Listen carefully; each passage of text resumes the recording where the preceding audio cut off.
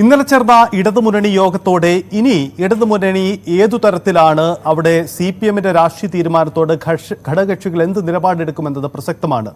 ADGPയെ തൽസ്ഥാനത്ത് തുടരാൻ അനുവദിക്കരുത് എന്ന ആവശ്യം പരസ്യമാക്കിയ CPI-യുടെ ഒന്നും ആവശ്യം പരിഗണിക്കപ്പെട്ടിട്ടില്ല. മറിച്ച് മുഖ്യമന്ത്രി നൽകിയ വിശദീകരണം ഉൾക്കൊണ്ടുകൊണ്ട് ഒടുവിൽ മുന്നണി യോഗം ADGPയെ തൽസ്ഥാനത്ത് തുടരാൻ തീരുമാനമെടുക്കുകയായിരുന്നു.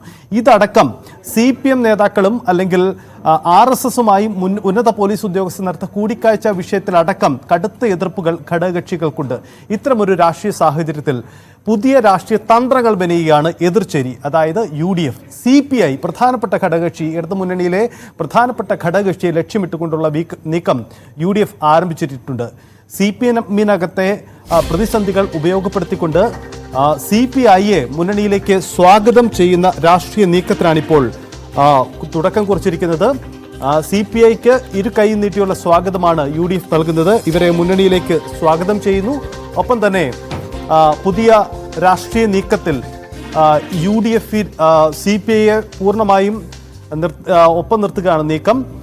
CPM-നെ തള്ളിപ്പറഞ്ഞാൽ UDF-ലേക്ക് സ്വാഗതമെന്ന നിലപാടാണ് കോൺഗ്രസ് സ്വീകരിച്ചിരിക്കുന്നത്. സപ്തകക്ഷി മന്ത്രിസഭയുടെ സമയത്ത് CPM ബന്ധം തള്ളിപ്പറഞ്ഞ മുൻ നേതാക്കളെ CPI ഇപ്പോൾ ഓർക്കണമെന്ന ആവശ്യം ഉന്നയിച്ചിരിക്കുന്നത് MM ഹസനാണ്. CPI അവരുടെ ശക്തി തിരിച്ചറിയുന്നില്ല. പുതിയ രാഷ്ട്രീയ സാഹചര്യമുണ്ടായാൽ UDF കൈയും കെട്ടിയിരിക്കില്ല. CPM-നെ തള്ളിപ്പറഞ്ഞ് ഇടതുമുന്നണി വിട്ട് പുറത്തു വരുന്ന ഘടകകക്ഷികളെ ഒപ്പം ചേർക്കാൻ ശ്രമം ഉണ്ടാകുമെന്നും MM ഹസൻ ന്യൂസ് 18-നോട് പറയുന്നു. കേൾക്കാം.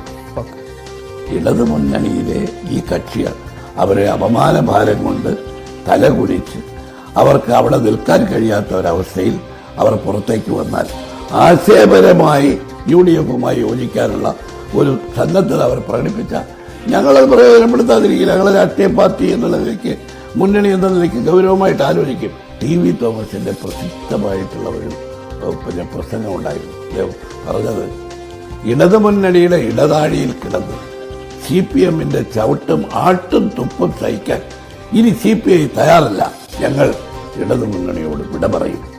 അങ്ങനെ പറഞ്ഞു പോയ ഒരു ഇടതുമുന്നണിയിൽ നിന്ന് ഇറങ്ങിപ്പോയ പാർട്ടിയാണ്. അങ്ങനെ അവർ പറഞ്ഞ് തയ്യാറായി വന്നാൽ തീർച്ചയായിട്ടും ഇന്ത്യ സഖ്യത്തിന്റെ ഭാഗമായി ഇപ്പോഴും നിൽക്കുന്ന പാർട്ടിയാണ്. CPI ഒരു സന്നദ്ധത പ്രകടിപ്പിച്ചാൽ ഞങ്ങൾ UDF ഗൗരവമായിട്ട് ആരും. CPI ഈ മുന്നണിയിലെ ഇടതുമുന്നണിയിലെ പ്രബല കക്ഷിയാണ്. ആനയ്ക്ക് ആനയുടെ ശക്തി അറിയില്ല എന്ന് പറയുന്നത് പോലെ CPIക്ക് ആ മുന്നണിയിലുള്ള അവരുടെ ആദർശത്തിൽ അടിയുറച്ച അവരുടെ ശക്തി ഇപ്പോഴും അവർക്ക് ബോധ്യമില്ല. അവരത് പ്രകടിപ്പിക്കട്ടെ. പ്രകടിപ്പിക്കുമ്പോൾ ഇതിന് ഒരു ഭാഗമാകുന്ന ഒരു സമയം വരുമ്പോൾ ഞങ്ങൾ തീർച്ചയായിട്ടും കൈകെട്ടിയിരിക്കില്ലല്ലോ. മാർക്സിസ്റ്റ് പാർട്ടിയുടെ വൻപാർട്ടി മേധാവിത്വത്തിനെതിരെ, അവരുടെ അഴിമതിക്കെതിരെ, അവർ നടത്തുന്ന വർഗീയ പ്രീണനത്തിനെതിരെയൊക്കെയുള്ള ഒരു നിലപാടെടുത്ത് ഏതെങ്കിലും ഇടതുമുന്നണിയിലെ രാഷ്ട്രീയ കക്ഷി മുമ്പോട്ട് വന്നാൽ ഞങ്ങൾ സ്വീകരിച്ചിരിക്കുന്ന മതേതര നിലപാടിൽ അവർ പൂർണ്ണമായും പിന്തുണ പ്രഖ്യാപിക്കുന്ന അവസ്ഥ വന്നാൽ ഞങ്ങൾ UDF-ൽ ആലോചിക്കും. ഞങ്ങളുടെ രാഷ്ട്രീയമായ ഒരു ഉത്തരവാദിത്വമാണ് അങ്ങനെ വരുന്ന രാഷ്ട്രീയ കക്ഷികളെ, നമ്മുടെ നയങ്ങളുമായി യോജിക്കുന്നവരെ ഞങ്ങൾ അത് കൂട്ടായ ഒരു തീരുമാനം, കോൺഗ്രസിന്റെ മാത്രം അഭിപ്രായത്തിലല്ല. ഞങ്ങൾ എല്ലാ കക്ഷികളും ഈ മുന്നണിയിൽ സമന്മാരാണ്. ഞങ്ങൾ ആലോചിച്ച് ആ സന്ദർഭത്തിൽ ഞങ്ങൾ പ്രതികരിക്കും. LDF-ൽ CPI അവഗണിക്കപ്പെടുകയാണെന്ന് MM ഹസൻ പറയുന്നു. ADGP RSS കൂട്ടുകെട്ടിന്റെ ഇര CPI ആണ്. ADGPയെ മാറ്റി നിർത്തണമെന്ന് പറയാനുള്ള ധൈര്യം ബിനോയ് വിശ്വത്തിനില്ലെന്നും ഇടതുമുന്നണിയിൽ കരയൽ കക്ഷിയായി CPI മാറിയെന്നും MM ഹസൻ വിമർശിക്കുന്നു. മുൻകാലങ്ങളിൽ ഇടതുമുന്നണിയിലെ തിരുത്തൽ ശക്തി അല്ലെങ്കിൽ തിരുത്തൽ കക്ഷി ഇപ്പോൾ ഇടതുമുന്നണിയിലെ കരയൽ കക്ഷിയായി അത് കൊടുത്തു എന്ന് പറഞ്ഞു. കരയുകയാണ്. വിശദീകരിക്കണം. നിങ്ങൾ എന്തിനു പോയി എന്ന ചോദ്യം ഉത്കണ്ഠയും ഞങ്ങൾ പ്രകടിപ്പിച്ചു. അങ്ങനെയാണോ പറയുന്നത്? ADGP ഞാൻ ചോദിച്ചത്, ADGPയെ സസ്പെൻഡ് ചെയ്ത് നിർത്തിക്കൊണ്ട് അന്വേഷണം നടത്തണമെന്ന് പറയാനുള്ള ഒരു മിനിമം ധൈര്യം പോലും പ്രകടിപ്പിക്കാത്ത CPIയുടെ സംസ്ഥാന സെക്രട്ടറി അല്ലേ ഇടതുമുന്നണി യോഗത്തിൽ പങ്കെടുത്തത്. അദ്ദേഹം മുഖ്യമന്ത്രിയുടെ മുഖത്ത് നോക്കി പറയാനുള്ള ആർജവം അദ്ദേഹത്തിനുണ്ടോ എന്ന് എനിക്ക് സംശയം. നഷ്ടപ്പെട്ട ഹിന്ദു വോട്ടുകൾ തിരികെ എത്തിക്കാനുള്ള തന്ത്രമാണ് RSS-നെ പുകഴ്ത്തിയുള്ള CPM നീക്കമെന്നും UDF സംശയിക്കുന്നുണ്ട്. പുതിയ വിവാദങ്ങളോടെ ന്യൂനപക്ഷ ദളിത് വിഭാഗങ്ങൾ CPM-നെ പൂർണ്ണമായി കൈവിട്ടുമെന്നും ഹസൻ പറയുന്നു. ഇപ്പോൾ നടക്കുന്ന ഈ പ്രചരണത്തിൽ CPM-ന് ഗുണം കിട്ടും എന്ന ഒരു ചിന്ത ഒരുപക്ഷെ പാർട്ടി നേതൃത്വത്തിനുണ്ടാവാം. കാരണം ഇതുവരെ മുസ്ലിം കമ്മ്യൂണിറ്റി വോട്ട് ബാങ്കിലാണ് കണ്ടുനിൽക്കുന്നതെങ്കിൽ കഴിഞ്ഞ തെരഞ്ഞെടുപ്പിൽ താങ്കൾ പറഞ്ഞതുപോലെ ഫലമുണ്ടായില്ല. അതുകൊണ്ട് നേരെ ഒരു യൂ ടേൺ എടുത്ത് ഭൂരിപക്ഷ സമുദായത്തിന്റെ പിന്തുണ ഈ അടുത്ത് വരാൻ പോകുന്ന പഞ്ചായത്ത് നിയമസഭാ തെരഞ്ഞെടുപ്പുകളിൽ ഉണ്ടാക്കാൻ കഴിയുന്ന ഒരു പരീക്ഷണമാണോ ഇപ്പോൾ നടക്കുന്നത് എന്ന് സംശയിക്കാൻ ന്യായമായ അവകാശമുണ്ട്. പക്ഷെ മുസ്ലിം കമ്മ്യൂണിറ്റിയിലും മുസ്ലിം സംഘടനകൾക്കും വളരെ നന്നായിട്ട് അറിയാം. കഴിഞ്ഞ ലോക്സഭാ തെരഞ്ഞെടുപ്പിൽ ഇവരെടുത്ത നിലപാടെന്താ? ഇവരിവിടുത്തെ മുസ്ലിം സംഘടനകളോടെല്ലാം ചുരുക്കം ചില സംഘടനകളോട് വെച്ച് ഇവരെടുത്ത നിലപാട് വളരെ ആ സംഘടനകൾക്കെതിരായിട്ടുള്ള നിലപാടാണ്.